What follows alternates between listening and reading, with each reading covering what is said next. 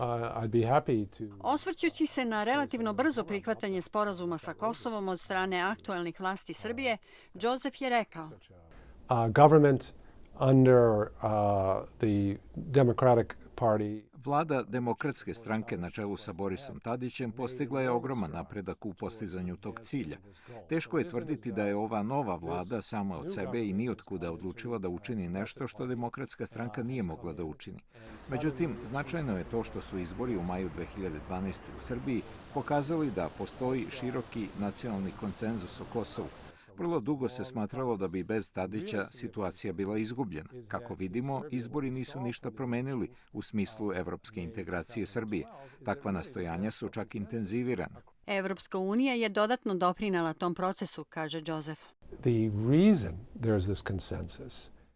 Glavni razlog bržeg uspostavljanja tog konsenzusa su veoma stroga pravila koje je Brisel odredio za normalizaciju odnosa Beograda i Prištine. Ne verujem da bi Beograd mogao da ostvari veći napredak bez tog pooštrenog evropskog insistiranja da bez dogovora sa Kosovom ne može doći ni do nastavka evropskog puta Srbije. Joseph se osvrnuo i na predstojeće izbore. Izbori bi po njemu mogli presudno da utiču na položaj i dalji uticaj opozicije u Srbiji. SNS really prevails and dominates the scene even. Ukoliko SNS bude dominirao, odnosno osvojio dovoljno poslaničkih mesta za formiranje vlade bez koalicijonih partnera, mislim da će se to nepovoljno odraziti na demokratska stremljenja u Srbiji. Zašto? Zato što zdrava demokratija iziskuje energičnu i naravno lojalnu opoziciju koja se zalaže za ostvarivanje nacionalnih interesa zemlje. Kada je opozicija oslabljena do te mere da ne može da ukazuje na probleme kao što su korupcija, loše stanje u ekonomiji, nedosledno sprovođenje reformi i zemlja je u nevolji.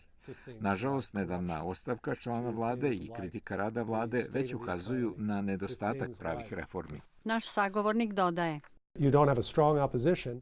Ukoliko je opozicija slaba, ona ne može da obavi svoju klasičnu ulogu, da vrši pritisak za sprovođenje potrebnih ekonomskih i demokratskih reformi i poziva na odgovornost one koji se toga ne pridržavaju. Bez snažne opozicije u državama često dolazi do samovlašća koje niko ne kontroliše.